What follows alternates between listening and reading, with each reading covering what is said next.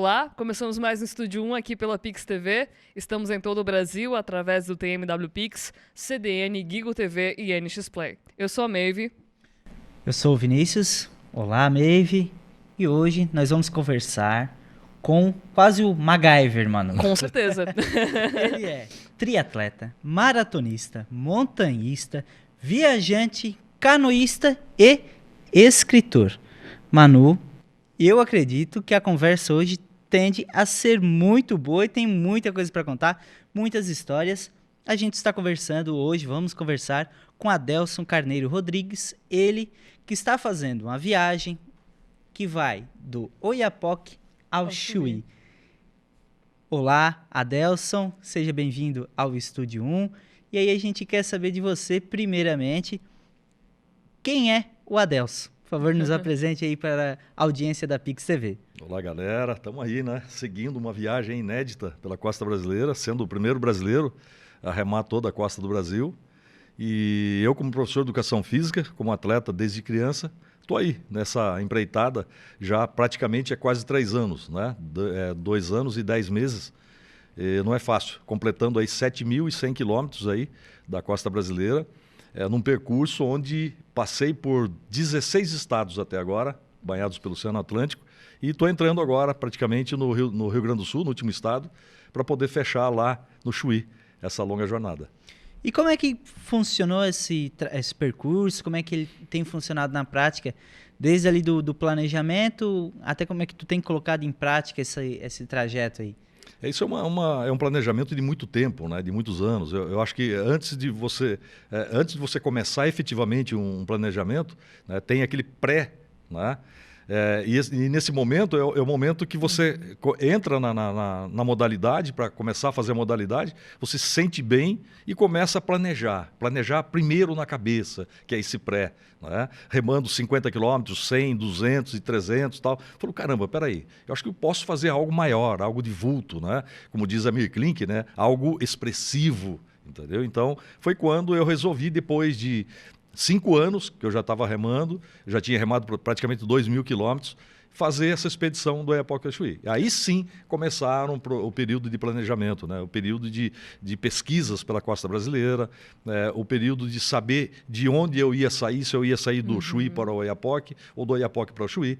Então todo esse detalhe, né, conta, né, numa programação dessa. E tem que ser muito bem feito. E o que acontece com o nosso país? A gente vive num país onde as pessoas não têm cultura. E onde não se tem cultura, não se tem material para pesquisar. Então, tudo que eu pesquisei na costa brasileira nesses anos todos foram apenas 20% de tudo que eu vi até agora. Entendeu? Infelizmente, é dessa forma que acontece. Né? Então, me serviu, foi uma grande escola, né, esse período de planejamento, porque eu vim durante todo esse período aprendendo na costa brasileira com os ribeirinhos, com os caboclos, com as pessoas que moram efetivamente na beira do mar, né, os detalhes, né, importantes de uma grande jornada como essa. A região amazônica, por exemplo, né, eu comecei a remar na região amazônica, houveram trechos que eu não precisei ter problema nenhum com GPS e com pesquisa, porque o caboclo estava ali te ensinando a passar por um furo, a passar pelo igarapé, a cortar uma baía, né? E chegar numa localidade e o cara dizer assim para você, olha, é melhor o senhor ficar aqui essa noite, porque vai cair um temporal daqui meia hora, e você se depara com aquele sol maravilhoso, lindo. Eu falo, poxa, mas como? Como o temporal? Vai fechar o tempo. E de repente você, meia hora depois, brum, desaba aquele temporal. Fala, caramba. E aí o caboclo, né, com aquela cara de simplório dele, né? Ele te olha assim, meio por baixo, assim, fala assim, como se diz, né? Tá vendo, malandro? Como é que é? Entendeu? Então, essas coisas todas, tá, foram inseridas dentro desse meu planejamento ao longo desses anos todos aí. Mas antes do planejamento, eu acho que a gente pode falar um pouco da inspiração dele. O que trouxe essa inspiração para você? Não só... De repente a gente pode começar um ponto um pouco mais anterior.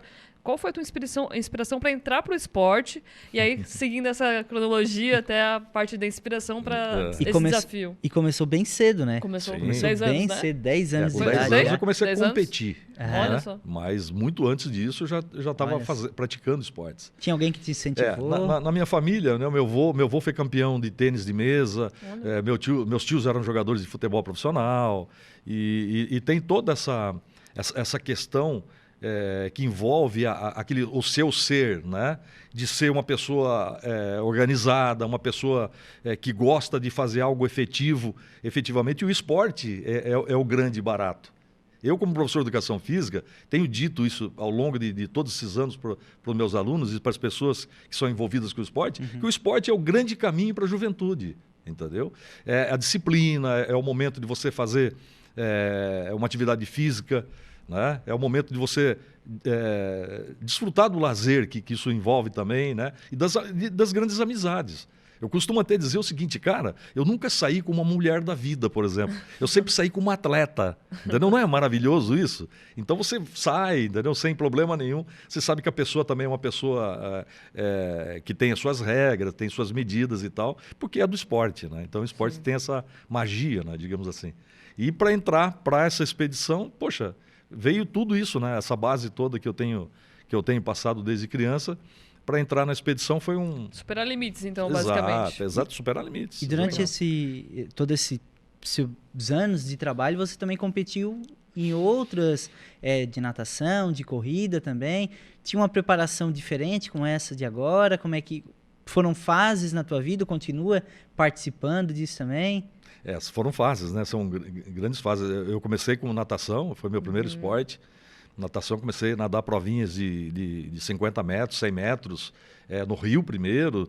Depois eu fui para a piscina, porque na cidade que eu fui criado, né, na cidade de Juquiá, no estado de São Paulo, não tinha piscina. Eu tinha que me deslocar 30 quilômetros para uma cidade vizinha, que é Registro, para poder nadar numa piscina, né? Então foi um barato. O dia que eu experimentei a natação na piscina, né? E dali vieram provinhas de 100, 200, 300, 1.500. Falei, poxa, fiquei com a paciência cheia daquilo ali. Já comecei a nadar a prova de 4, 5, 10, 15 quilômetros em águas abertas, né? Como é que aguenta, poxa, gente? nadei provas de 20 quilômetros e de 70, que foi a última. Entendeu? Então... Tudo isso através da técnica, porque Exato. imagina, Sim. sei lá, é quase imaginável o cara ficar nadando lá Exato. a vida inteira. 13 horas e meia. Nossa, como é 13 horas que e meia tem, nadando. tem uma pausa, tem alguma técnica que... Não. compartilhar com o Aí pessoal, a assim? questão De treino? Não, é treino sim, mas a parte psicológica é que mais influencia, Interessante. entendeu? E você não nada 13 horas direto de uma Sim. vez. Você para intervalos de cada 1 hora para comer, para se alimentar. Você não pode só segurar no barco que está te acompanhando, Aham. entendeu? Mas pode receber alimentação, você coloca, Legal. come, dá uma flutuadinha e segue o percurso, entendeu? Interessante. Agora, numa competição como o Ironman, por exemplo, triatlon que eu já fiz, né? O meu último Ironman foi na África do Sul, que é onde eu fiquei entre os 20 melhores do mundo na África do Sul, na minha categoria. E aí é diferente, entendeu? Aí você tem que competir mesmo e não tem como parar, entendeu? Então, E um triatleta, isso exige muito dele também, né? O cara tem que estar com um preparo físico absurdo. Se tu tem... Exato. E são 3 formatos, assim, de Sim, competição modalidades, isso. bem diferentes também, né? Uma tu tá exercitando... A natação te exige muito do teu corpo, né? Tanto os braços quanto as pernas. exato. Aí depois tu vai para uma que exige muito da O bike, perna. né? Bike. O cara tem que se preparar muito. Pra você ter uma ideia, assim, um atleta, quanto tempo, assim, tu treinava durante o dia pra tu chegar bem numa Esse processo, competição né? como essa? No Ironman eu treinava 7 horas por dia. Nossa. Entendeu? Era uma coisa assim. Eu já era professor de educação física nesse período todo aí, e foi um período que eu não podia pegar tantas aulas, né? Então eu tinha 2, 3 alunos de personal e só. Entendeu? Eu não podia dar mais conta, porque eu treinava 7 horas por dia, entendeu? Então, o período que eu treinava, às vezes eu saía 3 e meia, 4 horas da madrugada para pedalar, por exemplo, 100, 120 quilômetros. Voltava, já tinha que dar uma aula, né? Ia para natação, nadava 5 quilômetros, saía correndo na natação, vestia o shorts e ia pedalar 120. Chegava da bike de 120, encostava a bike, comia alguma coisinha e já ia correr mais uns 20, 30.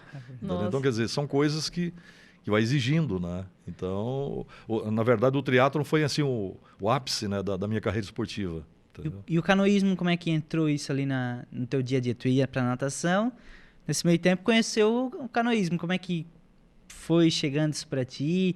Foi por meio de outra pessoa? Era o pessoal que já treinava contigo? Como é que foi surgindo isso? Pois eu tive um técnico de natação, que é o Rodrigo de Campos Sales, que sempre me treinou na parte da natação do triatlon, né?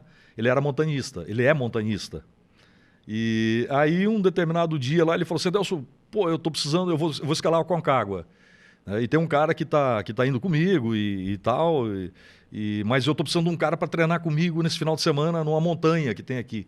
São 4 dias de travessia, com mochila de 20 quilos nas costas e tal. Nossa. Pô, você que não quer ir comigo? Falou assim, mas vai ser difícil então. Não. Mas eu acho que você aguenta, não sei. Beleza. Aí fomos fazer a tal da montanha, que é a travessia da Serra Fina. Liga o estado de São Paulo, Rio de Janeiro e Minas. Olha que É legal. 4 dias de travessias, quer dizer, um negócio bem pauleira mesmo. Sem né? parar. Sem parar. Você só para no final do dia para Sim, dormir, dormir, comer descansar. e seguir viagem, né? E eu, poxa, fiz essa travessia com ele assim, com o pé nas costas, digamos aí, né? E ele ficou muito admirado com aquilo, né? E aí surgiu que o cara que ia com ele não pôde ir na expedição, sobrou a vaga. E eu fui escalar o Aconcagua com ele, entendeu? Então aí começou os esportes de aventura, entrar na veia. Aí comecei a escalar, comecei a pedalar mountain bike e algumas remadinhas, assim, esporádicas, né? Mas quando eu entrei definitivamente mesmo, que eu comprei meu primeiro caiaque oceânico, que eu fui remar, eu já fui remar de Cananéia, na ilha de Cananéia, até Caiobá, no estado do Paraná. Nossa. Já fiz um percurso de 200 quilômetros, entendeu? Nossa. Falei, poxa, isso aqui é bacana, hein? Entendeu? Falei, eu acho que vai ser legal. Aí eu comecei no percurso de 200, de 300. E por que da escolha do caiaque, assim, num barca-vela? O que... É até curioso, né? Porque é um Sim, trajeto sim. longo, às vezes podia pegar uma embarcação, alguma coisa nesse sentido Exato. maior. Por que a escolha do caiaque? Qual é essa conexão que você tem com... Pois com é, esse por causa meio? da minha gana, né? Por competição, né? Por Entendi. fazer força. Eu preciso de algo que me exige de mim, entendeu? Então fui remar. E até hoje me perguntam, né? Poxa, por que você não põe uma velinha no caiaque para te ajudar agora nos Sim, ventos do Nordeste que te bate aí, né? No Sul aqui vai te ajudar. Mas eu falei, caramba, cara, ou eu vou ser velejador ou eu sou remador. Eu sou remador, eu quero sentir a força no braço, no remo, quero fazer força. Entendeu? Isso já está na mente, Na né? cabeça. E remar, só pra gente ter uma ideia, para quem está assistindo aqui o Estúdio 1, ligou agora na nossa programação, estamos conversando aqui com a Adelson. Ele tá fazendo um trajeto, gente, que é de 8.000 quilômetros. A gente antes estava fazendo uma análise, tá? Nosso Google Earth. Se você Pedindo a for letra. olhar aí no globo terrestre, você vai ver que do Nordeste do Brasil vai ser mais próximo tu chegar na África Exato. do que tu chegar no fim ali do Rio Grande do Sul. Então, ele tá remando muito, gente. E há bastante tempo, tá? Desde 2020. E assim, de lá pra cá, tu vai remar a favor da maré, contra a maré. Como é que funciona isso? Tu entra também dentro de algumas cidades? Como é que vai se estendendo, desenrolando esse percurso todo? Exato. Quando eu fiz a pesquisa na costa brasileira, eu vi que tinham 2 caras que tinham tentado fazer a costa brasileira remando do jeito que eu estou fazendo. E eles saíram do Chuí. Agora, eu não entendi o porquê que eles saíram do Chuí, entendeu? Se toda a costa brasileira, partindo dali de Alagoas, de Maceió, para baixo, a corrente é para baixo. Eu não entendi por que eles queriam fazer Ao contra. contrário. Não entendi isso aí. Talvez por falta de pesquisa, já que você falou que tinha essa falta de Exatamente. informação. Exato. Mas quando eu comecei a fazer a pesquisa, eu notei que o estado do Amapá, que é o primeiro estado lá em cima, as correntes, ela desce do norte para o sul até a Foz do Amazonas. Da Foz do Amazonas, ali no Maranhão, até chegar na Paraíba, é contra. Entendeu? Então, nesse trecho, o que acontece? Ali tem o Cabo Calcanhar. Se você vê o mapa do Brasil de lado, assim, é aquela curva grande que faz do Nordeste ali, que chama-se Cabo Calcanhar. Tá? Todas as correntes, toda a corrente que vem pela costa da África, que é a corrente de Benguela, ela incide na costa brasileira e quando chega naquele lugar, ela sobe para o norte e desce para o sul. Só que ela desce 6.000 quilômetros para o sul e uns 2.000 para cima. Eu remei 2.000 quilômetros contra. Entendeu? Foi uma escolha estratégica. Dentro das possibilidades da estratégica de períodos, né? De período não de muito vento e tudo mais. Tal, né? Mas venci esse troço. Né? E agora eu estou usufruindo, partindo do Nordeste para baixo, com as correntes que descem para o sul. Né? O giro do Oceano Atlântico na costa do Brasil é de norte para o sul no sentido anti-horário. Né? E no norte, né? no hemisfério norte, é o sentido horário. Entendeu? Então, é dessa forma que eu fui fazendo a programação. Só de pesquisa para chegar nesses resultados de por onde eu tenho que ir, por onde eu tenho que parar, foi quanto tempo assim, só de pesquisa? 5 anos. Só pesquisando? Só 5 anos, só pesquisando. A gente fez 2 anos e 8 meses, isso? 2 anos e 10 meses. 10 meses do Não, projeto a todo? previsão era de 1 ano e pouquinho. Quando eu percebi que passou de um ano e ainda eu estava lá em cima, no norte ainda, no nordeste praticamente, falei assim, poxa, não é esse o meu objetivo. Meu objetivo é registrar a costa brasileira e para isso vai demandar tempo, entendeu? E aí foi quando eu falei, não, desencana, agora eu prefiro registrar a costa brasileira, cada detalhezinho dos lugares que eu passo, entendeu? E deixar essa coisa de competição, deixar essa coisa de falar, não, fui o cara que fiz a costa, mas menos tempo e tal. Isso para mim não tem influência hoje. Né? Essa coisa de livro dos recordes que estão falando aí que vai ter e tal, isso para mim eu estou me lixando para esse tipo de coisa. Curtir o processo, né? Curtir o processo. Né? Confederação Brasileira de Canoagem, poxa, vai ser o primeiro brasileiro, dane-se isso aí. Isso para mim não serve. O que importa para mim é aquilo que eu estou vendo. Né? Tanto é que a maioria das fotos das minhas postagens, raramente eu estou aparecendo. Porque as pessoas têm mania, né, de colocar coisa na rede social fazendo biquinho, fazendo aquela cara toda. E não é isso. As pessoas têm que ver aquilo que eu estou vendo. E aquilo que eu estou vendo não aparece minha cara, pô.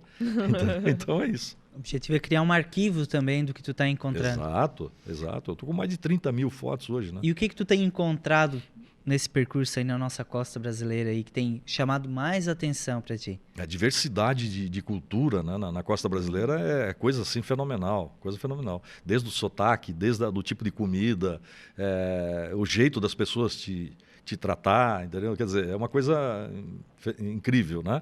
Por exemplo, norte e nordeste, depois vem sudeste, a região sul, o norte e sul do país são estados que te acolhem. Esse meio que envolve os grandes centros aí, tipo Rio de Janeiro e São Paulo, é uma droga, entendeu? Porque cada um por si, Deus por todos, né? Nas minhas palestras eu até fico indagando e falando para as pessoas o seguinte: as pessoas, por exemplo, do norte do nosso país são pessoas analfabetas, que não têm estudo. E são as pessoas que têm um coração inacreditável. Elas te dão aquilo que elas não têm. E é onde as pessoas são efetivamente cultas, né, digamos, né, com estudo e tudo mais, os caras te viram as costas, entendeu? Então não dá para entender essa equação, né? Precisava mudar esse parâmetro, né, para uma coisa mais humana, entendeu? Então é complicado. E na maioria dos locais que tu tem passado, também muitos desses locais, tu tem sido homenageado também pelas pessoas que te recebem. Ali em Bituba eu vi que também, nossa cidade vizinha aqui, te receberam muito bem também. Como é que tem sido essa recepção nos locais que tu para dar aquela descansada? Como é que tem sido essa recepção com o pessoal que chega? É algo assim incrível que é uma mágica, né, que acontece desde depois da foz do Rio Amazonas. Que assim, eu fiquei primeiro na casa de um cara. E aí aquele cara falou assim, olha, lá naquela cidadezinha que você vai agora, na próxima, lá meu primo mora lá, entendeu? Pô, ele vai te dar um apoio lá, pô, já vou ligar para ele. Putz, e aquela coisa foi. E essa ligação não perdeu mais, esse elo não perdeu mais, né? E quando eu cheguei, por exemplo, em Penha, né, o prefeito de Penha, que é o Aquiles Costa, pô, o cara entrou com a água na cintura para ajudar a carregar meu caiaque, você entendeu? Então são coisas maravilhosas, né? Eu cheguei em algumas cidades, por exemplo, da Bahia, né, que eu cheguei todo molhado com água de sal e tal, o prefeito já queria me receber dentro do gabinete dele, entendeu? Não deu nem tempo de eu tomar um banho, né? Então, essa coisa que é muito legal. E é isso que move eu seguir nessa minha longa jornada, entendeu? Falando nisso, essa questão de move, né?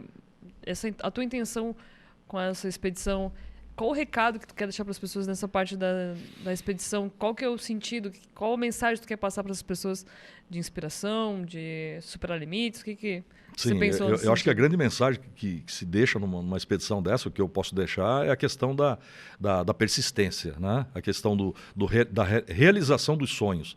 Todos nós sonhamos. Agora, botar o sonho em prática, ninguém faz, né? E por isso mesmo, a maioria das pessoas vivem a vida de forma assim, grosseira, entendeu? Sem sentido, porque não colocam sonhos em prática.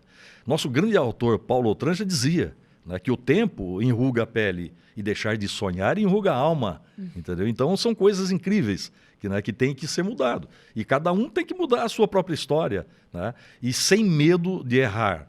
Tá? O processo de erro é o processo de aprendizado. É claro, você não vai ficar batendo o mesmo erro, que daí já é burrice. Mas o errar faz com que você aprenda a seguir, né? E aprender tantas coisas. E sempre colocando na cabeça uma coisa: você nunca vai aprender tudo, nunca. Eu já remei 7.100 quilômetros, com mais 2.000, são quase 10.000 já, tá certo? Eu ainda não sei remar, eu estou aprendendo a remar, estou aprendendo a negociar, tá certo? Agora, eu fico, às vezes, cabreiro com essas pessoas que remam, por exemplo, 2 anos, falam, não, eu sou isso ou aquilo, já monta uma escolinha, já quer dar aula, já quer... Tá certo? Então, tudo bem, cada um tem Sim. sua cabeça, né?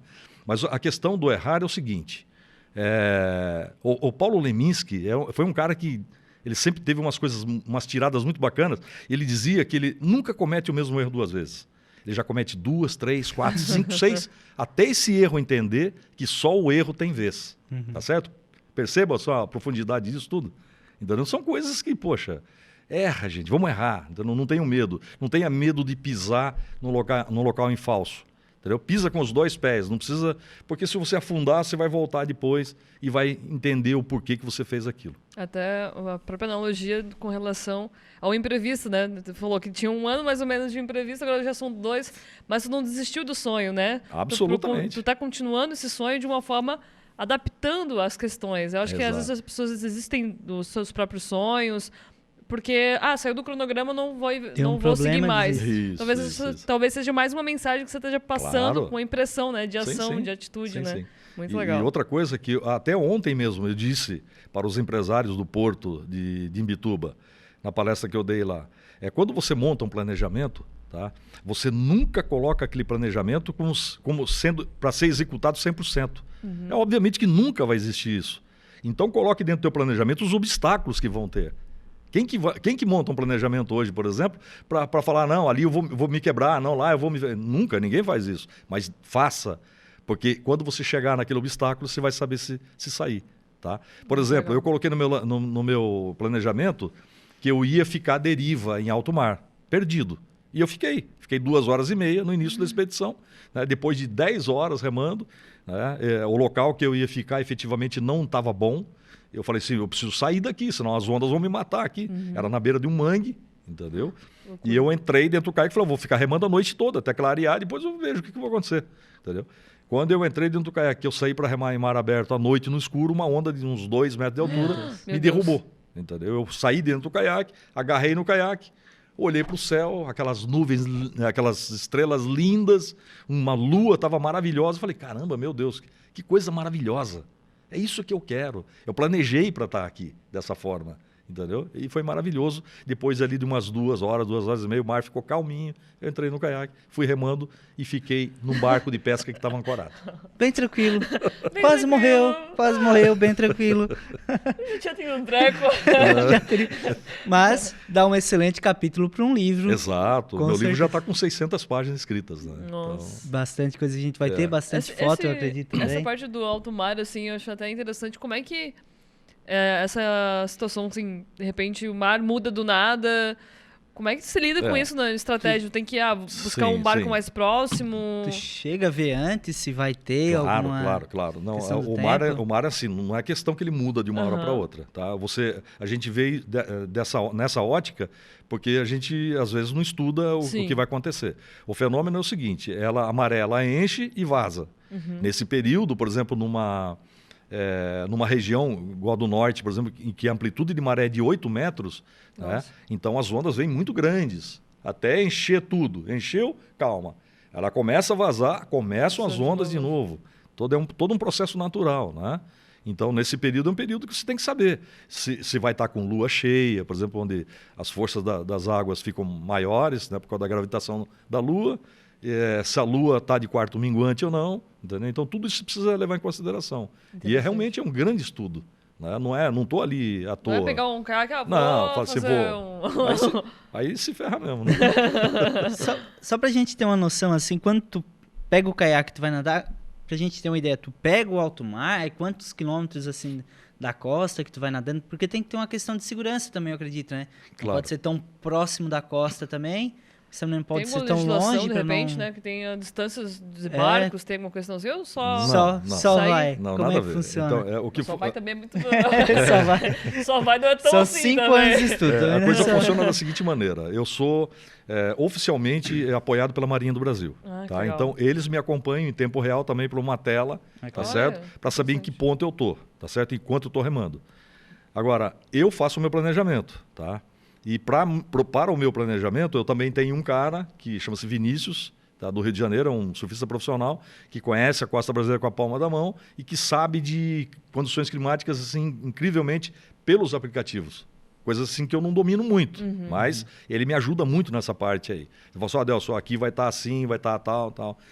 Por exemplo, na Bahia vai ter um trecho lá que o recorte do continente é assim, as ondas vão entrar desse jeito, o vento vai entrar assim. Então, tudo isso eu preciso levar em consideração. Por exemplo, se eu vou entrar num local, eu vou citar um exemplo de Macaé, no Rio de Janeiro, para Cabo Frio, forma uma baía muito grande. Se eu fizer ela costeando todo o tempo, eu vou levar 5 quilômetros a mais do que se eu fizer ela reto. Só que se eu fizer ela reto, eu vou estar da costa, que é Rio das Ostras, 20 quilômetros. Quer dizer, eu vou estar 20 quilômetros para dentro do mar. Entendeu? Então, tudo isso eu tenho que fazer um estudo. Porque se eu tiver... ou não? Exatamente. Se eu tiver que sair de lá, daquele ponto, para ir para a costa, vou demorar umas 3 horas. E aí você já viu. Aí o perrengue aumenta, né? Independente disso, eu tenho os aparelhos, que são rastreadores. E nele tem um botão de socorro. Se eu apertar o botão de socorro, um helicóptero vem me buscar em 15 minutos, 20 minutos. Interessantíssimo isso. Então, quer dizer, eu estou cercado de... Vai mais com tranquilidade, digamos Exatamente. assim. Eu costumo dizer para as pessoas, nas palestras, eles até ficam assim, né, com os olhos assim arregalados, quando eu digo que remar em alto mar é muito mais tranquilo que passear no shopping. Você concordaria com isso ou não? Não, No meu caso, não. concorda? No meu caso também não. No meu caso, Assim, não. Então, olha com só, certeza. eu vou só Você relembrar. já é um segundo caso, né? Eu só vou relembrar uma coisa. Vocês lembram do shopping de Osasco que explodiu? Vocês lembram disso? Sim. Matou tantas pessoas, elas estavam ali passeando, curtindo, vendo lojas, vendo vitrines, tá certo? Pum! Morreu todo mundo. Né? Para você estar em alto mar, você precisa estar cercado de todas as coisas possíveis para dar certo, senão, entendeu? E aí onde vem a segurança. Falando em cercado aí, de repente, em algum momento foi cercado por algum tubarão, algum animal, assim, marinho que tu sentiu medo, assim, ou alguma coisa esquisita que tu tenha visto em alto mar, que tem essas Imagino. questões, né? O tubarão é o bicho mais bobo que eu conheci aí dos animais marinhos na costa brasileira, né? Mesmo porque tem uma explicação para isso, obviamente. Nós tivemos um período de caça de tubarão aqui na costa do Brasil, intensa, e os tubarões na costa brasileira eram caçados somente para tirar as barbatanas e o corpo era jogado fora. Nossa. Por quê? Porque os japoneses, os asiáticos comiam, né? Se serviam dessa iguaria, que hoje é proibido, tá certo? E os tubarões foram praticamente dizimados, né, em algumas localidades na costa brasileira dessa forma. Então perceba, tudo que é atacado na natureza, é claro que o tubarão sente. Fala, opa, é um barulho aí. Vão caçar. Ele foge. Eu não consegui chegar perto de um tubarão, assim, 10 metros, para poder gravar com a câmera esportiva, porque senão a imagem não fica boa. E ele Sim. afunda antes, vai embora, some. Entendeu? Então, muito estigma aí, ó. Então, o pessoal acha que tá em alto mar, pode ser devorado por tubarões. Imagina. Acabamos com o filme Tubarão e é isso. Pois é. Quando eu passei pelo porto de Suape, ali na Bahia, eu tive um encontro com o tubarão, mas por acidente. Por exemplo, uma onda subiu, assim que eu estava passando no mole do porto, né, e a onda explodiu em cima do caiaque e bateu Eu achei que era um pedaço de pau, inclusive, que tinha batido na lateral do caiaque. Quando eu vi, ele passou nadando, assim, na verdade, era um tubarão, entendeu? Não era grande, era um Sim, tubarão sim. filhote, pequeno, tipo 1 metro, acho que tinha mais ou menos. Ainda quase que eu cutuquei as costas dele correndo, assim. Mas ele estava mais assustado do que eu, entendeu? Então, Com certeza. não tem perigo nenhum. Agora, os golfinhos, as tartarugas, os peixes-bois, coisas maravilhosas que eu me deparei nessa costa brasileira e que estavam sempre do meu lado, Te entendeu? acompanhando Me acompanhando. na corrente. Inclusive, quando estava chegando aqui em Itajaí, né, no porto de Itajaí, 2 famílias de golfinhos, uma de cada lado do meu caiaque nadando comigo. Nossa, Entendeu? que O legal. tempo todo. Cena Foi linda. lindo, lindo, lindo. Maravilhoso. Tu andando durante toda a costa brasileira, a gente sabe que o lixo, ele não é produzido no mar, né? Mas a gente produz aqui e muita coisa vai parar no mar. Tu encontrou, como é que tá a situação da nossa costa nesse período que tu tem feito esse trajeto aí até o momento não são 8.000 quilômetros, mas vão ser 8.000 quilômetros. Mas durante esse trajeto, o que tu tem encontrado na nossa costa? Ela tá bem preservada? O que tu tem visto aí? Sim, na região nordeste, norte do Brasil ali, tirando ali a foz do Rio Amazonas, a coisa tá legal ainda, tá? Mas quando você se aproxima dos grandes centros, como o Rio de Janeiro, por exemplo, Baía de Guanabara, eu entrei remando dentro da Baía de Guanabara. Você rema, assim, no meio de saco plástico, Nossa. de geladeira boiando, pneu de caminhão. Geladeira? Sim, Nossa. tudo sabe, de lixo existe dentro daquela baía, entendeu? Isso são coisas produzidas pelo ser humano, que joga tudo ali, né? Eu até digo isso nas minhas palestras, que seria proibido nas avenidas atlânticas ter barraquinhas de comida. Porque o povo brasileiro, como é ignorante, entendeu? Não tem estudo, eles acabam de comer e joga ali mesmo, tá certo? Dali, assim, meia hora está dentro do mar, um saco plástico, uma garrafa PET, entendeu? Então, isso é muito complicado. Isso, quando a gente chega remando, né, nesses grandes centros, eles estão tudo boiando, né? E é uma coisa lamentável, né? Não é a causa, tá? As mortes, por exemplo, de tartaruga, por esse tipo de material. É mais até por redes de pesca do que por isso. Sim. Mas, em compensação, é horrível, né? Tudo, Sim. aquele monte de lixo, Sim. né? Então, eu estou citando o exemplo da Baía de Guanabara, mas se você entrar, por exemplo, na Baía de Todos os Santos, em Salvador, na Bahia, a mesma coisa. Baía de São Marcos também a mesma coisa. Enfim, ali em Santos, no Canal de Santos, um verdadeiro lixo, entendeu? Tudo causado pelas pessoas que moram efetivamente nesses lugares. E às vezes Só para vocês terem uma ideia, assim, citando um exemplo aqui, da região amazônica, incluindo Macapá, Belém, vivem 20 milhões de pessoas, entendeu? Do tamanho de uma Bélgica, por exemplo. E todo mundo degrada, todo mundo joga lixo no mar, e lixo no rio e tudo mais, né? E às vezes até aquele banhista que tá ali na praia, às vezes ele não tem um entendimento, que às vezes ele tá com uma bituca de cigarro, larga na areia, aquela bituca não vai ficar ali, né? Depois o mar vai trabalhar e vai levar essa bituca para lá, Sim. tá com, sei lá, uma colherzinha de plástico, Exato. não vai ficar ali. O mar tá Sim. trabalhando, levando e trazendo, e vai parar lá no marão. É uma coisa incrível essa coisa do cigarro. E olha, são milhões e milhões de bitucas de cigarro que se acumulam com a água da chuva e aquilo vira uma sopa de veneno Pois para os animais, para as aves, entendeu? Né? Os sapos, grilos, essas coisas que vivem nessas baixadas, né? Mata tudo, entendeu? Porque tem uma quantidade de veneno substancial. Muito químico, né? Químico, exatamente. Eu tenho trauma com essa coisa de cigarro, né? A minha mãe faleceu de tanto fumar, entendeu? Minha mãe fumava desde criança, 3 horas da manhã, de vez em quando, minha mãe levantava para fumar, entendeu? Quer dizer, é uma coisa inacreditável, né? E aí agora tá nadando e encontrando com o cigarro. Esse tipo de coisa, boiando, né? Além do lado visual, né? Nas cidades, nas praias, como você disse aí, né? Essa coisa de você ver tudo jogado no chão, verdadeiro absurdo. Precisa de uma conscientização, né? E essa questão ambiental, tu pretende colocar todo esse material, esse arquivo que tu tá fazendo? Sim, não tenho dúvida. Já está sendo inserido os relatos todos desse material, entendeu? E, inclusive, em algumas palestras específicas, eu falo sobre a preservação. E uma das coisas que eu tenho dito, por exemplo, é que não adianta ficar fazendo campanhazinhas para tirar lixinho do mar. Você vai morrer de tirar lixo do mar e nunca vai acabar o lixo do mar. Entendeu? Tudo bem que é didático, é bonito, né? Aquela coisa, todo mundo de camisetinha bonita escrito, não jogue lixo no mar e tal, mas não funciona, você vai tirar carretas e carretas do mar. Porque depois que todo mundo estiver fazendo isso e ficar bonito na costa brasileira, vem o lixo de fora, de outros países, entendeu? Né? Você vê, por exemplo, lixo da China, você encontra material, né, de embalagem de tudo quanto é lugar do mundo. Entendeu? Então, eu acho que o mundo teria que acordar para algo então. global. Exatamente. No final do ano passado aqui, a gente na praia de Garopaba, a gente encontrou uma sacola, até foi uma reportagem que até eu fiz, uma sacola com lixo ali, com idioma ali em mandarim, tudo escrito. Aí a gente não sabe se veio boiando de lá, que é mais improvável, ou como a gente tem um porto aqui em Bituba, alguém que trabalha no próprio navio jogou. Jogou, isso mesmo. Mas a prova é que alguém jogou aquilo dali, que ele não foi parar no mar, não é produzido no mar. Tartaruga não tem uma indústria de plástico que vai fazer sacola lá. É bem triste essa parte assim. Sim, sim. E às vezes a gente não tem essa noção, a gente acaba achando, não, é só nessa parte, mas como tu estava falando, não, é toda a costa, né? Não é uma situação, poucas partes ali que ainda tá preservada, né? Isso. É bem complicado. Uma coisa que a gente queria saber de ti também, é pro cara que hoje, vamos supor, eu quero começar a ser trabalhar canoísta.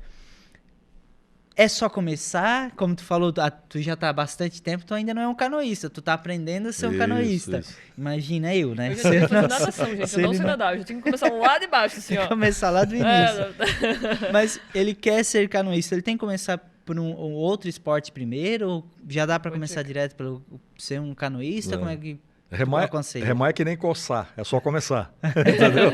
Então não tem erro. Você pode começar diretamente na modalidade. Isso não tem problema nenhum. Não vai te impedir de você ter um preparo físico ou não para aquele evento ali, para aquilo que você está Sim. fazendo. Tá? Agora, se cerque de coisas que possam te ajudar a ficar melhor naquilo que você está fazendo. Do tipo, fazer um curso de rolamento, fazer um curso de iniciação à canoagem. Entendeu? Então essas rolamento coisas é todas. aquela que você, O rolamento você vai pra baixo e volta. isso, e volta na posição, entendeu? Isso os caiaques foram concebidos para fazer o rolamento, tá certo?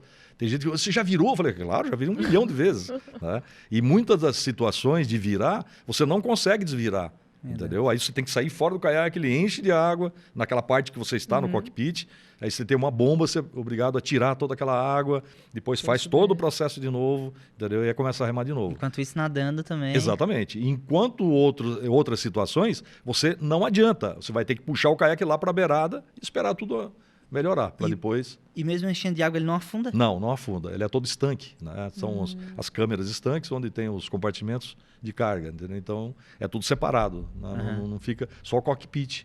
E mesmo assim, a gente cobre com uma saia na hora que tá remando, né? Então, comece a remar. Eu tenho certeza que você vai... obviamente... Objetivo para 2023. Exato. Obviamente que você vai começar com um caiaquinho aberto, que é sit on top, né? Que é só de sentar em cima. Né? Depois você já vai entrar para um caiaque oceânico mais curto, entendeu? Aí você vai começar a fazer pequenas incursões, do tipo, hoje eu vou remar daqui até tal lugar, né? Vou dormir com a barraquinha lá, entendeu? Isso é maravilhoso. São coisas que vão entrando dentro da sua concepção de atividade física que nunca mais vai sair. E um caiaque como esse, o teu que tu faz hoje, ele tem que ser um caiaque específico, diferente? Sim, Para a tua modalidade, sim. né? Claro. Meu caiaque é um caiaque de expedição, né? É um caiaque que cabe 50 quilos, 60 quilos de carga lá dentro. Eu levo tudo, levo minha casa ali dentro, né? E hoje eu aprendi, durante todo esse período, né, a ter só aquilo que eu uso. Entendeu? Isso ensina, essa modalidade é legal, porque ela te ensina você a conviver só com o mínimo, minimalista. Entendeu? Eu comecei a expedição, por exemplo, levando 6 cuecas. Hoje eu só tenho 2. Eu só uso uma, ou eu vou jogar outra fora. Você entendeu? Então são coisas. Né? Camisa, por exemplo, de manga longa, levei 8. Entendeu? Eu falei, uma camisa de manga longa você usa 3 meses. Daí você joga fora, aí você pega uma outra. Né? E aí, em determinadas localidades, você consegue comprar outra camisa. Então você não precisa levar. Entendeu? Quer dizer, são detalhes que você vai aprendendo ao longo do... E vai ficando mais leve também para você... Cada vez mais. Quanto mais você coloca coisa dentro do caiaque, mais pesado vai ficando. E durante o trajeto, como é que tu tem dividido as etapas assim? Tu tem uma meta de quantos quilômetros tu vai percorrer naquele dia?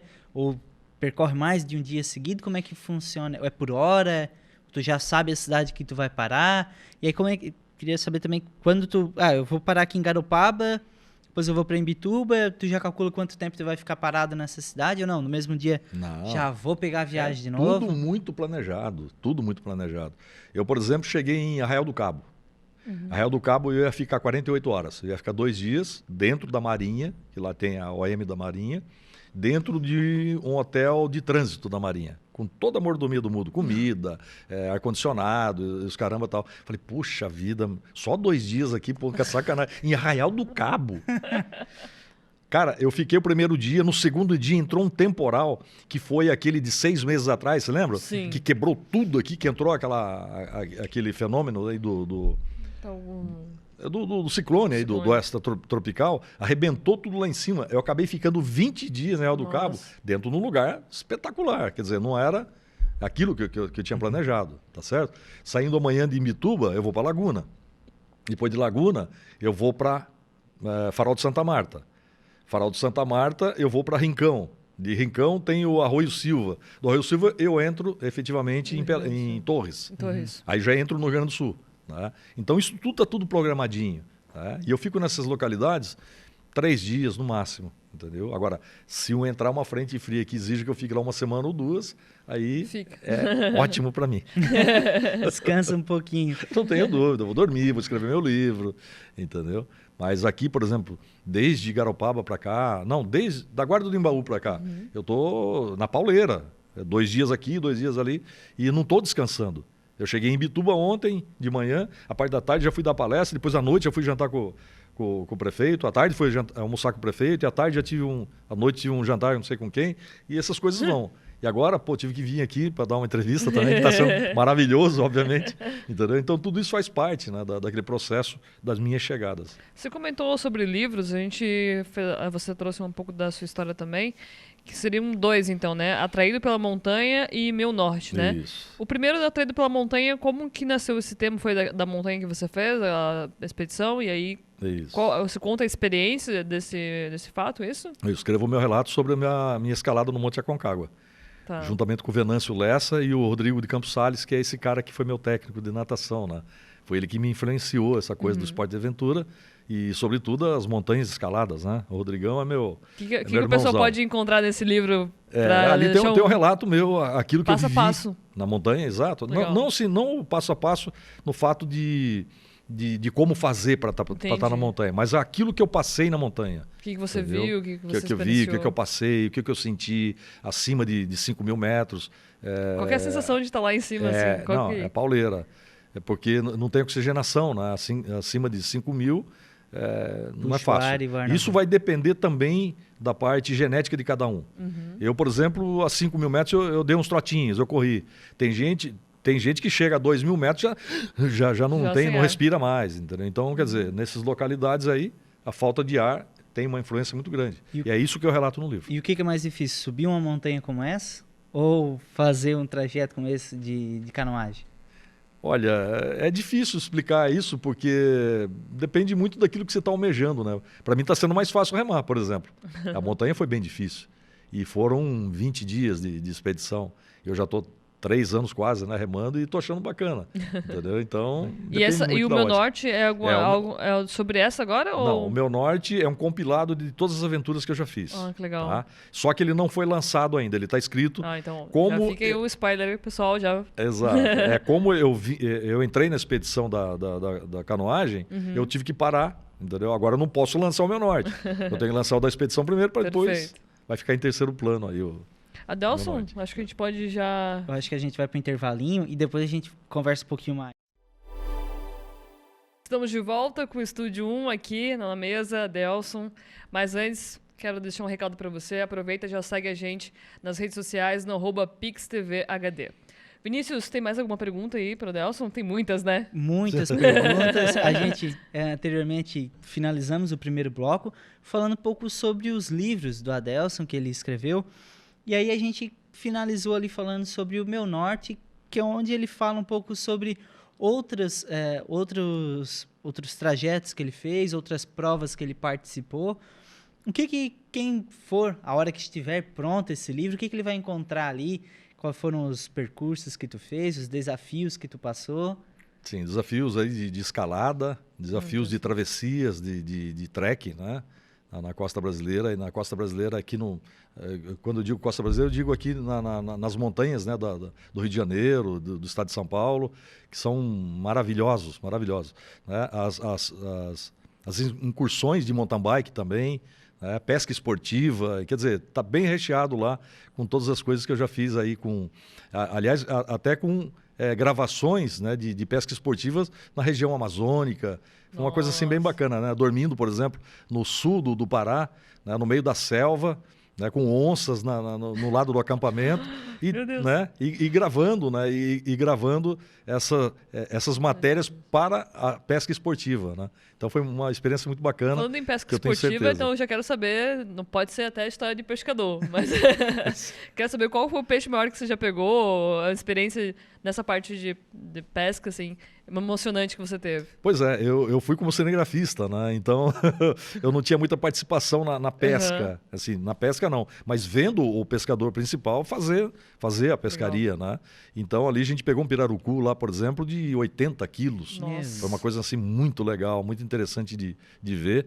E depois lá também na região do Rio Azul, ali no sul do Pará, tem as piranhas pretas, né? São piranhas que chegam a 6 quilos, 5 quilos de peso. Não tem medo Entendeu? de... Isso não Absolutamente. fazia Não, ali não. no canoagem ali, né? Não, Meio dá. perigoso. Não, esses animais não, É. não atacam a gente, né? O único animal que ataca é o ser humano. Pode ter certeza absoluta disso. Tá? Você não vai pisar numa cabeça da cobra, porque daí ela vai se defender. Sim, É sim. diferente. Mas ela jamais vai chegar em você e vai picar você porque você está ali, entendeu? Então, é dessa forma que funciona. Ela vai atacar a questão de defesa, De né? defesa, Uma sim. defesa dela. É, E eu questão gosto, territorial. eu gosto do Adelson quando ele fala as coisas assim, que eu fiquei 2 horas perdido no Bem mar tranquilo, ali. Pesquei um pirarucu de 80 quilos. Tava gravando com a onça perto de tranquilo. mim, tudo tranquilo. Faço amanhã. Assim. Mas que legal. E desses trajetos que tu tem feito, assim, em montanhas, é a oportunidade de conhecer o Brasil também, né? Chegou a conhecer todos os estados do Brasil? Tem algum ainda que falta conhecer? O que tu tem encontrado, assim, nesses trajetos que tu tem feito? Eu tenho rodado por vários estados no Brasil, né? Em função aí das competições, Sim. né? De triatlon e de corridas e tal. Mas o que mais me fascinou mesmo foram a região amazônica, né? Com essas incursões de trabalho de cinegrafista como para pesca esportiva, né? Então isso foi muito bacana.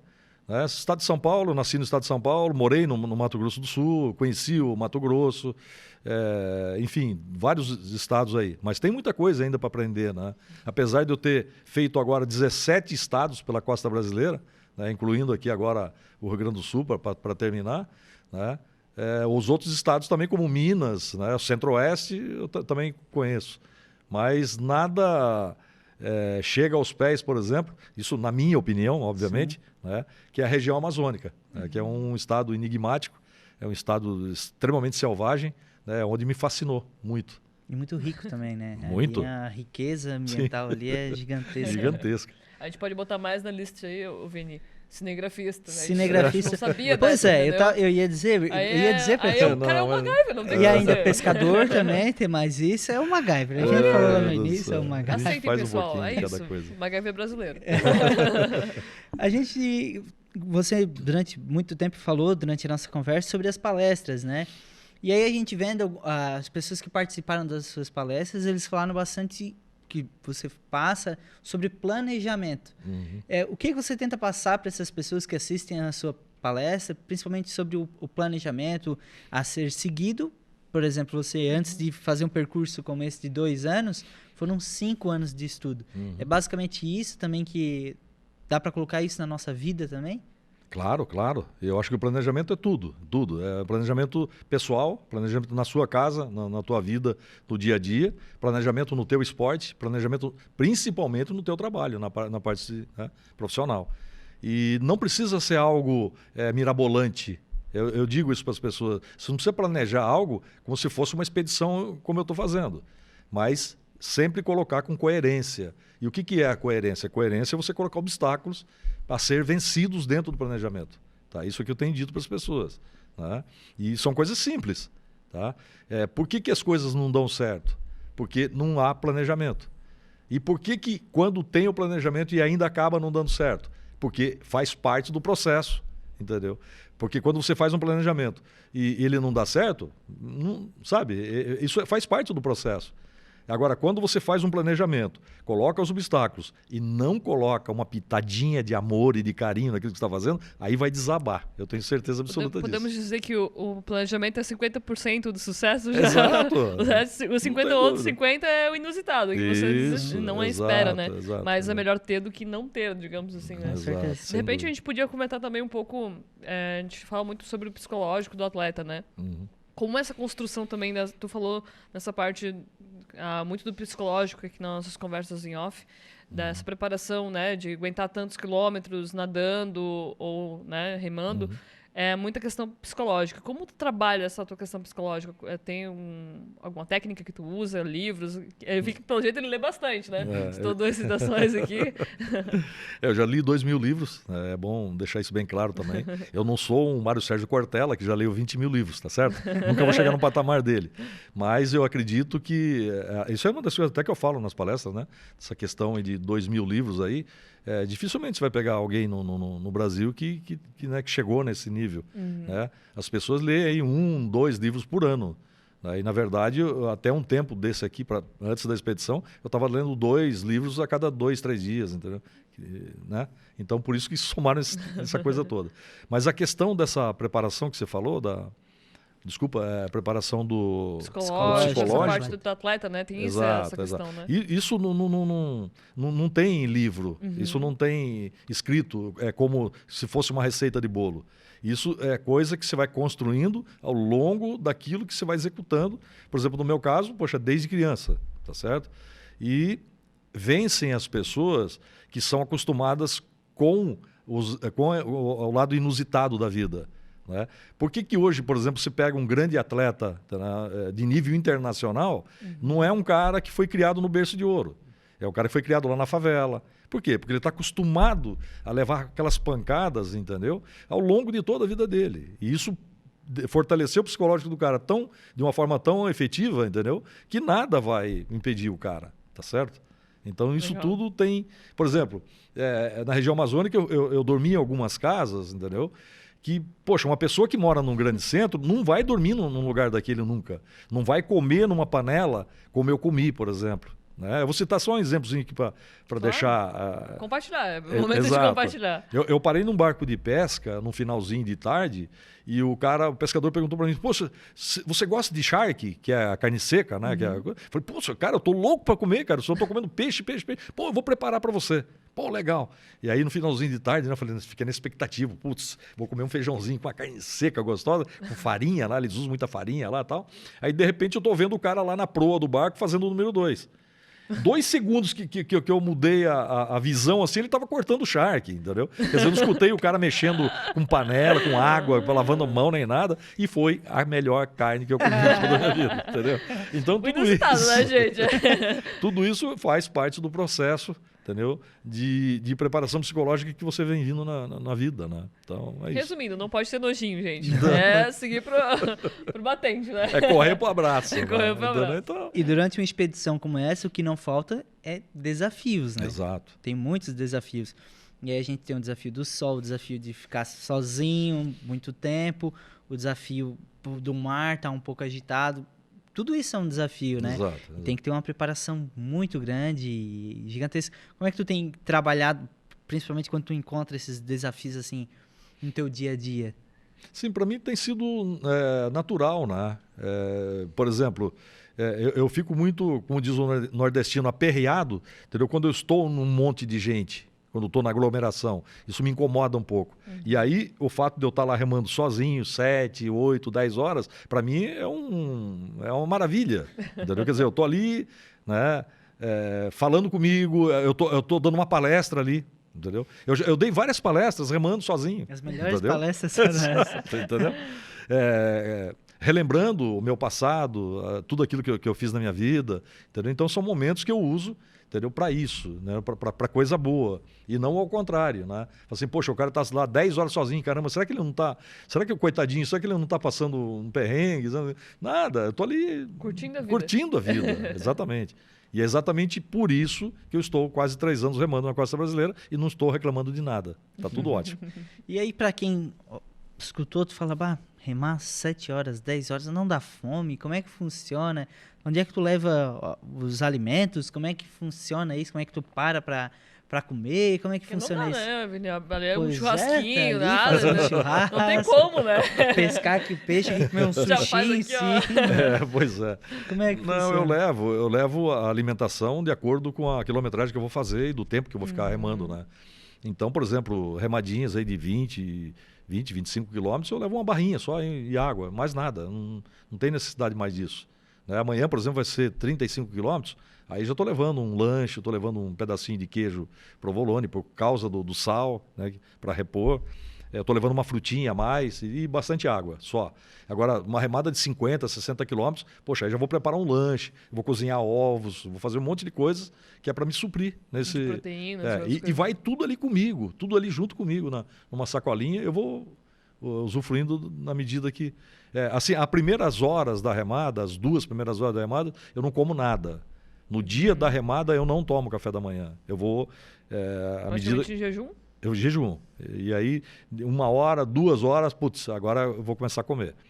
Só que, em algumas das remadas que eu fiz, nas primeiras 5 horas eu não tinha como engolir um gole de água, porque o mar estava muito revolto. Não tem condições de parar, pegar uma garrafa d'água. Se vira, você vai capotar, entendeu? Então, eu tive que ficar todo esse período sem tomar um gole de água, por exemplo. Né? E sem comer, obviamente.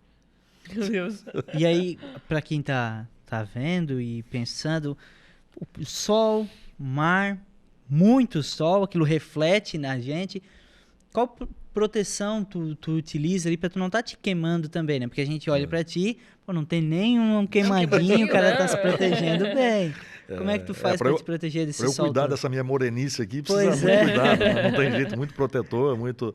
eu já começo com as roupas, né? As roupas são tudo de proteção UV, né? De primeira qualidade, não pode ser nada assim de meia boca, digamos.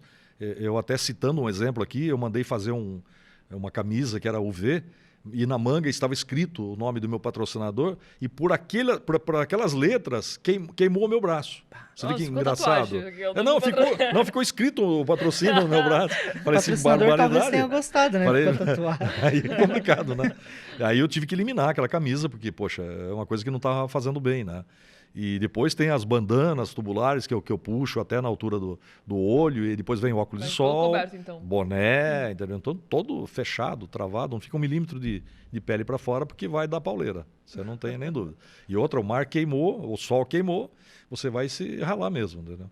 Em quase 3 anos era para eu estar bem moreninho, né? Pois é, mas está bem protegido. E até tá esse tempo todo assim, com a própria roupa molhando, não acaba prejudicando também, ou a própria roupa... acaba... O próprio tecido da roupa que eu uso é um tecido especial. Tipo Ele não neoprene, dá assim? atrito. Não é neoprene, é lycra. É uma lycra especial. Ela não dá atrito, entendeu? Quer dizer, no aço não acontece nada. Tá? O neoprene é uma roupa para você surfar, por exemplo, mas para fazer esse movimento da remada, me assaria o braço, entendeu? Vai aqui movimento direto, né? Isso, então aqui é todo um material especial, né? Agora, quando eu for entrar na minha outra expedição agora, que vai ser para o sul, aí depois eu explico para vocês, aí vou ter uma outra roupa especial, que chama-se roupa seca, não entra uma gota de água dentro, entendeu? Aí é uma outra concepção e é um material extremamente específico para isso também. Essa expedição é daqui pro sul? Como é que Não, funciona? não. É segredo Essa é ainda? uma outra coisa, é segredo. Ah, tá. Então não vamos Mas no contar, finalzinho eu dou uma palhinha. Ele vai soltar. Então acho que a gente esperou aquela pergunta lá, a gente vai soltar depois. No finalzinho ele vai soltar essa. Ó, pra já gente. fica aí na audiência que no final tem spoiler aí. Vai ter spoiler de onde vai ser a próxima viagem dele. Isso. É maior do que essa agora? Não, é a metade, mas é desafiadora. bem animal. É bem animal. Já fiquei curioso. Vamos pra frente. Fiquei Gente, eu curioso. tô ansiosa, já quero saber. E dessas questões assim que tu tem passado, encontrado do pessoal, o que mais tem te marcado são as pessoas ou é a própria paisagem que tu tem encontrado assim? E o que as pessoas mais têm dito para ti durante esse percurso? Eu acredito que elas têm te incentivado bastante, mas o que mais que elas têm te passado durante todo esse trajeto, esse povo brasileiro todo? Sim, obviamente que o que mais me agrada são as paisagens que me mostram locais de paredões, locais de floresta, local de areias incríveis, né? A água azulzinha do mar, a água verde. Outros lugares são águas mais barrentas, mas não tão, né, não menos bonito, né, digamos assim. Tá? E depois vem as pessoas, obviamente, porque eu não poderia colocar o ser humano como ponto de referência, porque não somos assim, dessa forma. Né? O ser humano tem essa questão do defeito, né, de ser humano, que é muito complicado falar. E eu sou meio anti-ser humano, né, digamos assim.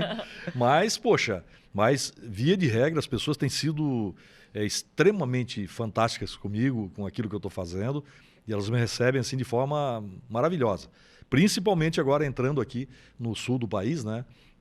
Partindo aqui do Paraná, Santa Catarina, aqui no Rio Grande do Sul também.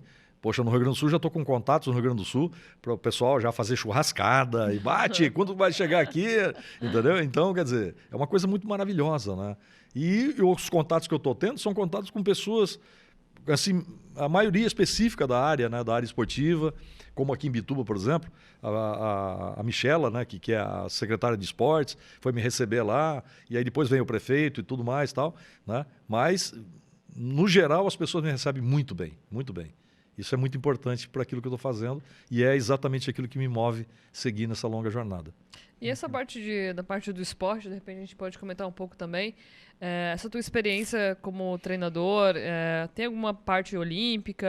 Tu teve algum contato com quais competições tu já teve contato? Conta um pouco dessa tua carga, digamos assim, né? Essa tua bagagem de até, eu acho que mais de 35 vitórias, enfim, não sei exatamente os números, mas acho que é legal tu contar um pouco dessa tua bagagem para as pessoas aí.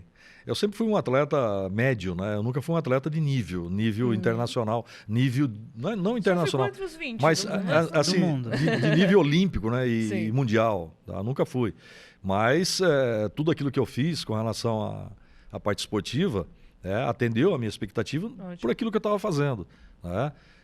Sendo campeão brasileiro de natação, campeão brasileiro também de aquátlon, né, que são provas de natação e corrida. Depois disputei as etapas do Mundial de Ironman também. São quantos? Aquátlon, natação, só natação e corrida. E o triatlon, natação, ciclismo e corrida. Tá? Então, esse foi o meu contato, né, pessoal com essas modalidades. Né? Nesses níveis aí, tá certo? E agora, eu tive contatos como profissional, entendeu? Com pessoas incríveis, como o Marcelo Batistuzzi, por exemplo.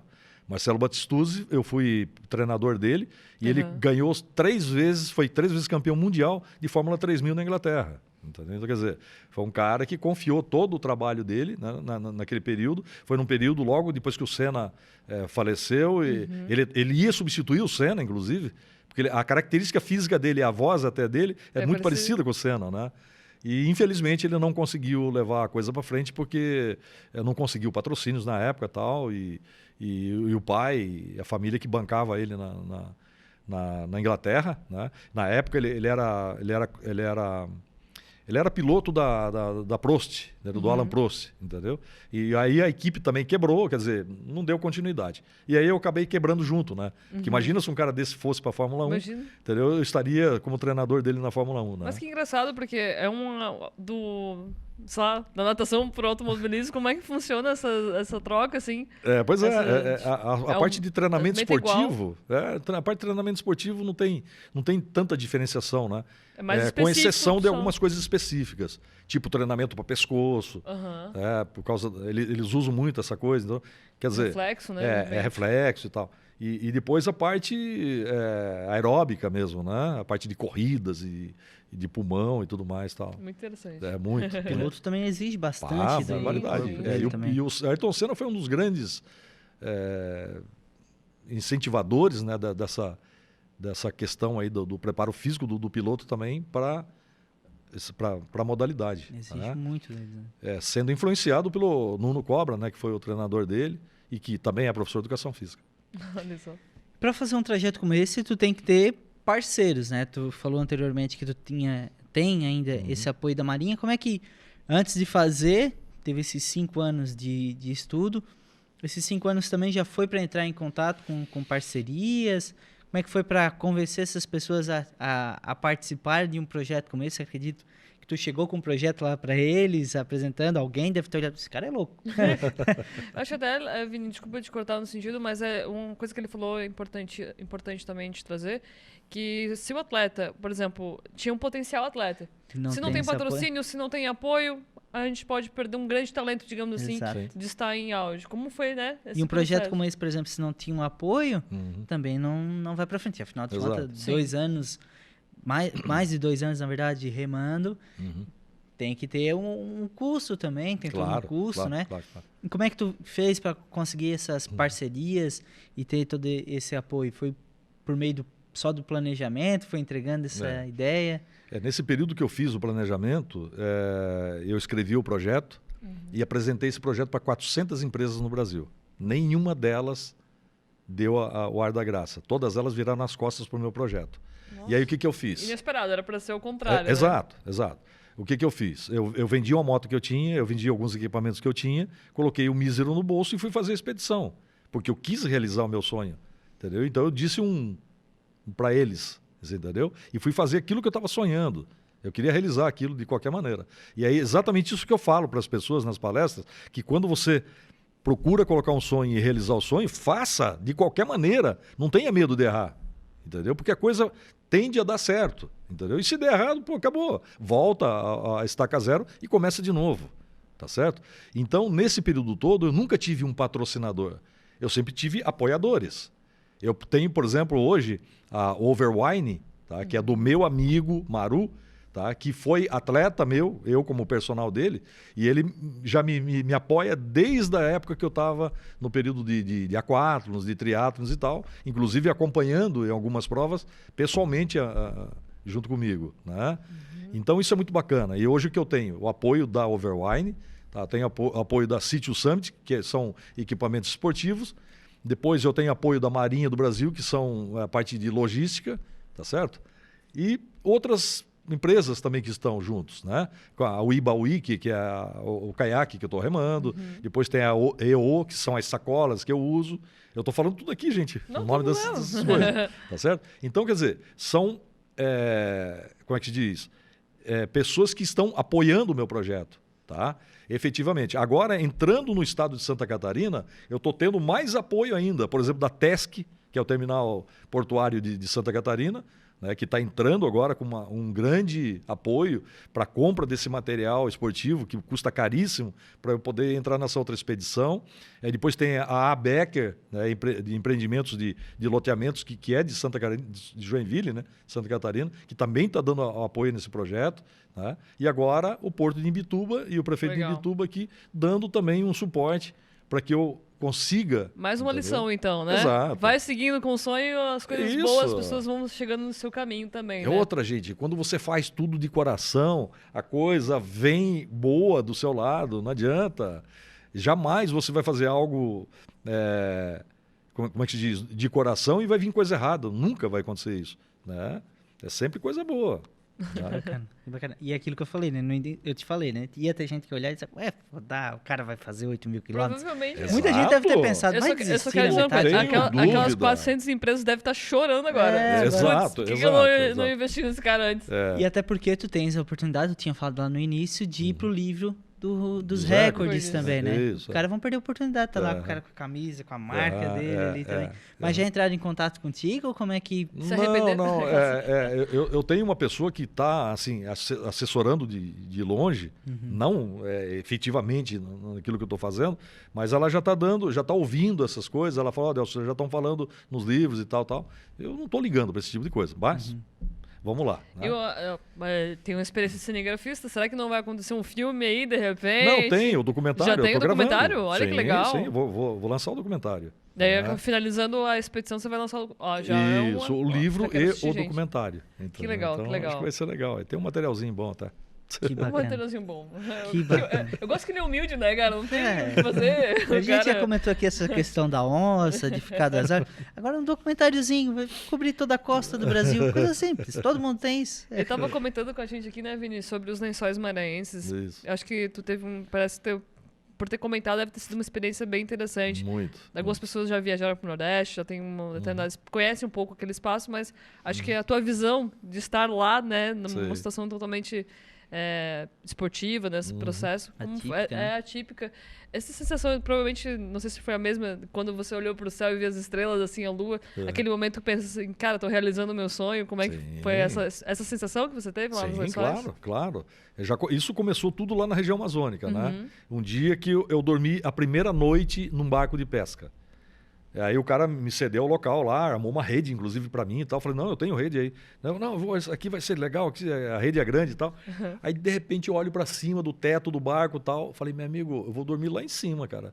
Levei meu colchonetezinho, estendi lá. Pô, eu tô dormindo debaixo de 1 milhão de estrelas, Nossa. entendeu? E aquele balancinho do barco, assim, à noite, cara, velho, aquilo não tem preço, entendeu? Não tem preço. E a mesma coisa aconteceu também nos Lençóis Maranhenses, entendeu? Que eu tô lá debaixo daquela imensidão, né, de estrelas, entendeu? Sozinho, escutando aquele barulho do uivo do vento, né? Zzz, entendeu? Aquela coisa maravilhosa.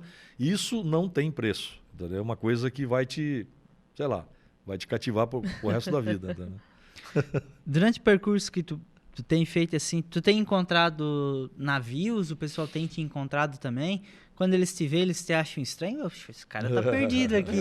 Tu chega a falar com eles, tem encontrado não, alguém navio assim? não, mas barco de pesca sim. Às vezes eu tô em algum ponto, o navio não, porque o navio tá sempre muito mar Mais adentro. distante. Né?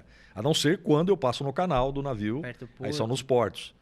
E quando eu vou passar nos portos, a própria OM da Marinha já comunica ao porto, fala assim, olha, vai estar passando um caiaquista Do nesse nada, o horário. cara tá vindo lá. Entendeu? Daí eles ficam sabendo em que momento que o navio está entrando ou está saindo, para eu não passar, não para eles mesmo. Parar para deixar passar, imagina. A lei da navegação é o menor barco espera o maior passar, tá certo?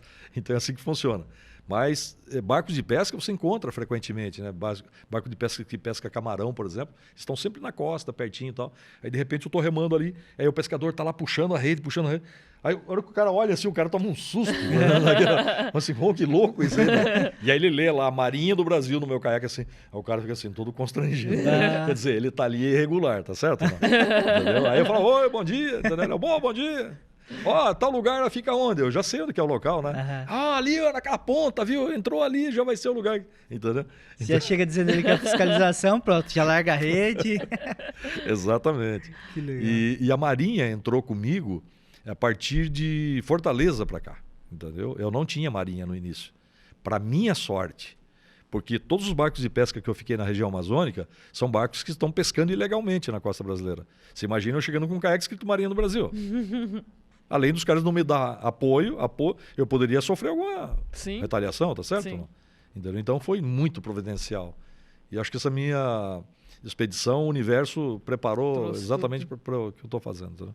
As coisas foram Vamos, dando vamos certo aquecendo já pro final, durante assim? o caminho. Então, antes Acho até eu que queria ver já contigo. quero saber os detalhes. Os detalhes Tô ansiosa do aqui, próximo. mas...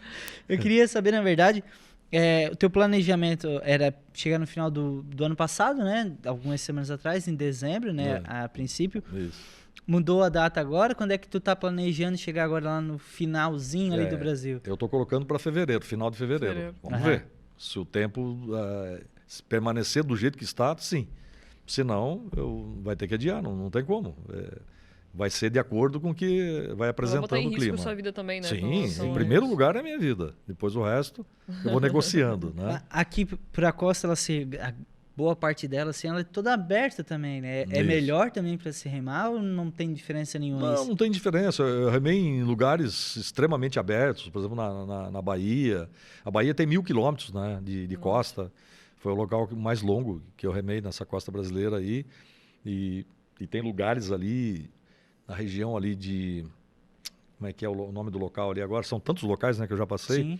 Mas na região ali de Siribinha, até chegar ali em Salvador, na Bahia ali, foram lugares complexos, né? Com muitas ondas e tudo mais tal.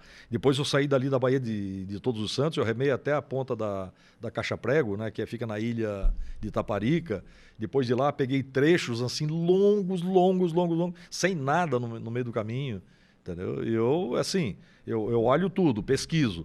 Pô, 50 quilômetros? Não tem nada aqui nesse meio, mas lá nos 50 tem uma vilinha, pô, eu vou lá nos 50, entendeu? Então, já planejo para ir lá, entendeu? Você sempre busca fazer os trajetos durante o dia ou... Não, durante o dia. À noite tu descarta? A minha navegação é toda visual, entendeu? Então tem que estar de dia, para eu estar olhando tudo.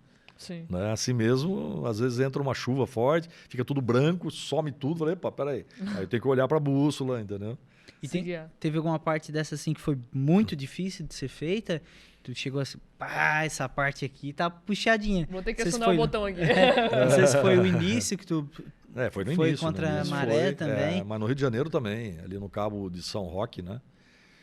Cabo de São Roque. Que a corrente também, ela pode... O Cabo do São Roque é assim, a corrente vem de norte aqui, pum, bate na ponta do cabo e joga para o mar aberto, entendeu? Aí, para você sair de lá e entrar aqui para a costa de novo, que vai aqui mais ou menos, é muito complexo. Então, eu tive que estudar o dia ideal para passar ali, para jogar para lá, mas eu consegui entrar aqui. Pegar a corrente para conseguir. Exatamente. E essa questão dos costões, assim, Isso, tenta evitar, muito, né? Para não... muito complicado. Porque existe um processo natural, chama-se backwash. O que é backwash? Explica esses termos assim. Exato. A onda a onda oceânica vem, pum, bate no paredão e volta. Quando ela volta, ela encontra com a outra que está vindo, entendeu? Então forma aquele banzeiro, entendeu? Ali você pode virar, ali você pode...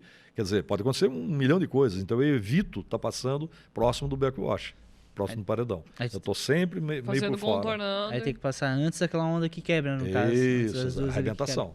Sempre além da arrebentação. Exige um pouquinho mais, mas vai ter que... Para não se perder também, né? Exatamente. Sim. Bacana. E aí a gente quer saber agora também, tu já deu um início ali, falou que mas já vai que tem outros objetivos também, né? Pois é. Esse próximo desafio é na canoagem também? O que tu tá já planejando futuramente? Pois é. Bom, eu só vou falar e vou abrir para vocês, hein? Tá bom. Olha o privilégio da Pix. Exclusivo, foca nele. Exclusivo, bota a tarde aí, agora. Exclusivo. Eu vou dar continuidade, obviamente, no projeto de canoagem. E eu vou remar depois do Chuí ao Ushuaia. São mais 4.000 quilômetros, são 2.000 milhas. E eu vou ter feito praticamente toda a costa da América do Sul. Tá? Então, essa é a parte 2 do meu projeto. Tá? Depois, vamos ver para frente o que vai dar. Mas eu quero chegar remando em Ushuaia, contornando o Cabo Horn, lá embaixo, no extremo sul. E esse é um trecho de metade, né, são 4.000 quilômetros, mas de uma exigência muito grande. Em termos de equipamento, vai ter que ser tudo adequado. A pesquisa, vou ter que redobrar essa minha pesquisa com relação aos pontos que eu vou ter que parar. Tá? E muitos dos pontos que eu vou ter que parar vai ser sozinho. Né? Eu vou remar dias e dias e dias, remando, parando, dormindo e indo embora. Porque não vai ter uma alma viva para me dar apoio, suporte nesses lugares, tá certo? Porque são lugares inóspitos, né? Na costa brasileira, aí, no extremo sul do Brasil, além de a água ser extremamente gelada, né? Aí vou me deparar com leão marinho, com foca, com pinguim, com tudo quanto é coisa, né, nesse sentido aí, que vai ser maravilhoso também. Sim. Entendeu? Só que a preparação... E para baixo, né, dessa ponta, depois aqui daqui do Rio Grande do Sul, não tem praias de areia, são praias de pedra, entendeu? Se chega, tudo aquelas pedrinhas nas praias, e vai precisar tomar muito cuidado com relação a isso aí. Vai ter que ter um caiaque especial, que não quebre, né, na pancada, entendeu? Então tudo isso aí tem que ser muito bem estudado e é o que eu estou fazendo agora já. A gente até é curioso que a gente brincou e falou que é mais fácil ir até a África, mas realmente tem as suas limitações até com a própria embarcação, né? Não tem como tu ter um limite assim, tipo da costa até, tipo, sei lá, alto mar, é muito alto mar, não dá pra ir pra lá com essa embarcação. Ou daria pra, tipo, fazer até a África, por exemplo, como a gente citou? Com essa não. Com esse barco meu não dá, porque não tem como você dormir. Sim. Né? E também não tem cabine. Sim. Você entrando em alto mar, obviamente você vai pegar temporal, você vai pegar ondas gigantes, você tem que estar fechado em algum lugar para a água não invadir. E qual que é o limite dessa distância do caiaque, mais ou menos, em médio? Poxa, enquanto você estiver na plataforma continental, que é mais ou menos ali 200 quilômetros ali de plataforma, não tem problema. Agora, quando você entrar além disso, né, você entra em territórios abissais, né, onde tem profundidades de 20 metros, de 20 quilômetros, de 5 quilômetros, depende. Absurdo, entendeu? Meu Deus. Então é duro, é complicado. Então, até tem que seguir 200... a costa mesmo, não dá para ir até a África, Vinícius. Eu, por exemplo... Não, vou cancelar meu projeto. Eu cheguei em Caravelas, na Bahia, eu fui remando até Abrolhos. São 60 quilômetros, porque eu queria conhecer o arquipélago. E fui remando até lá. Então, são 60 quilômetros. Remei em 11 horas e 40 minutos. Eu já entrei em mar aberto. Entendeu? Então, aí é tranquilíssimo. Não tem perigo nenhum. Para o caiaque não importa tanto a profundidade. O que importa é a movimentação das ondas. E a ideia é bater em Chuí e já seguir? Não. É esperar um tempo. Sim. Eu vou lançar meu livro primeiro, vou lançar o documentário. E nesse processo todo eu já vou preparando a pesquisa. Já vai fazer mais um planejamento, né? Daí, provavelmente. Exatamente. De repente até a Antártida depois, vão fazer uma Sei. função. Não, na Antártida vai ser uma outra coisa. Essa é uma coisa que eu estou vendo com a Marinha, tá? Que eu vou lá na Antártida de navio, mas eu vou fazer umas remadas lá Que legal. para mostrar como que se procede, tá? Num local inóspito, gelado, né? Remando de Que caiaque. loucura. Claro. Imagina aquele gelo todo. Ah, Já tava morrendo de frio com o ar-condicionado aqui. Só no ar-condicionado já estamos com frio, imagina. Mas que bacana. Mas a questão do documentário, a ideia já é lançar no próximo ano também? Como é que tá? Nesse ano. Nesse ano Nesse já ano. Vai lançar. terminar esse ano aqui, terminando a expedição ali para, sei lá, fevereiro ou março, já vou começar a editar. E Você mesmo vai fazer esse processo de edição? Acho não, que é legal, né? Porque não, você eu, já conhece eu edito, todo... eu vou editar, eu passo para uma revisora, a pessoa Sim. vai revisar, Sim. entendeu? Aí que vem o processo da edição, da editora. Aí a editora vai dizer, falar, não, vamos colocar tantos capítulos, ó, vamos fazer volume 1, Fazer uma série. volume 2. Eu quero separar. assim, volume 1, volume 2, um livro de fotos e um livro infantil, que é o meu sonho. Ah, que legal. Não tem nenhum aventureiro no país que fez isso. Livro infantil, isso Livro é muito infantil. interessante. Tá? Eu sou professor de educação física, eu sou chefe escoteiro. Eu quero que as crianças estejam inseridas nesse meio da aventura através do meu livro. Tá certo? Então vai ser um negócio bem bacana. Vai ser uma Que historinha legal. que eu vou contar, entendeu? De um menino que está remando na costa brasileira. Ah, Menino que de 61. Um interessante. menino né? de 61. Não, mas a ideia dessa conscientização também, desde a infância ao esporte, é muito legal, né? Sim. Porque é através do esporte que a gente aprende, acho que um dos fatores que é o principal da nossa vida, que é a disciplina, Claro, né? exato. É tipo, todas as outras maneiras, tipo, educação física. Tem gente que nem Exatamente. não tem muita noção disso, mas tipo, a educação física é fundamental nas escolas Uhum. porque ela desenvolve a disciplina, o foco, né? Isso. De atingir objetivos. Então, esse papel que ele está trazendo é realmente fantástico, assim. Sensacional. de E de conhecimento. vários temas, né? Como a gente falou aqui, tem tanto da questão do planejamento, do regramento, Uhum. a questão da disciplina, a Exato. questão da consciência das questões ambientais também, que vai Exato, encontrar nesse exato. percurso. E o próprio acervo que vai se criando também, Uhum. o arquivo que vai se criando da Sim. nosa costa brasileira. Exato, Como exato, você falou exato. lá no início, não tem um estudo tão elaborado Isso. assim do que a gente tem ou deixa de ter nesse Isso. percurso também, e que agora a gente já vai ter um documentário, já vai ter alguém que acompanhou tudo isso. Até a própria Marinha, né? Ter esse Sim, a conteúdo Marinha, especial. a Marinha vai como é que se usar? Não, mas ela vai pesquisar todo o meu trajeto, porque na parte de cartografia, tá Sim. certo? De carta náutica, para ver o que eles podem fazer na costa brasileira, um local adequado para se remar. Não, e entendeu? até uma Isso nós questão não de temos no noção nosso de país. defesa das Isso. baías e tudo mais, Exato, né? aham. Super interessante, né? Um conteúdo que tem que ter Isso. alguém ali, né? No Sim. físico para fazer isso, né? Isso, e eu fui escolhido. Acho que você É. se escolheu, na verdade. Eu acho que sim. é. E essa questão ainda relacionada aí com o livro, né? Uhum. Ontem, almoçando com o prefeito, o Rosevaldo ali de Imbituba, ele me deu a carta branca de que se eu quiser vir escrever o livro em Imbituba, eu vou estar liberado para vir para cá. Pois Assim é, que acabar a expedição. isso era até uma pergunta que eu ia te fazer. Se tu viaja o Brasil todo, se tu vai ter esse local, uma sede para parar, para fazer, onde é que se tu já escolheu um local, se tu vai voltar para São Paulo, para São Paulo jamais. São Paulo, Estado de São Paulo jamais. olha só, riscou da lista. Garopaba, então, em Bituba. Caropaba, Imbituba, eu tenho, quer ver? Jequiá da Praia, em Alagoas, eu tenho Barra de São Miguel, depois que mais? Eu tenho aí São José da Coroa Grande, em Alagoas também. A própria Amazônia, se eu quiser voltar para a Amazônia, lá para os caboclos, eu tenho casa para morar o resto da minha vida. Que bacana. Entendeu? Que legal, que legal. Então, dá para escolher, né? Eu tenho, graças ao universo, eu tenho esse... Até legal que você comentou que mostrou um pouco também desse trajeto. Você não faz só apenas a parte do mar, né? Mas a parte de rios e lagoas. Qual que é a ideia disso? Também é um registro? Para você fazer tipo onde desboca o rio em relação ao sim. mar? Qual que é o objetivo de registrar também essa outra parte, né? Não só o mar, assim. Isso. A nível de pesquisa e do que tu pretende com essa função. Começou lá no norte, né? Em alguns pontos eu entrei pelos igarapés, alguns rios da região amazônica, até atingir o rio Amazonas. A foz do rio Amazonas é impossível, são 200 quilômetros, você não faz ela de ponta a ponta, você tem que entrar dentro do rio Amazonas, ali pelo arquipélago do Bailique, você vai lá para dentro, na Caviana de dentro, Caviana de fora, você pula para a Ilha do Marajó, faz toda a contracosta da Ilha do Marajó, chegando na ponta do Maguari, desce, aí você atravessa para o estado do Pará, entendeu? Então você tem que estar inserido nessa questão dos rios por causa dessa logística, desse caminho que eu tive que fazer, porque não dá para fazer por fora. Né?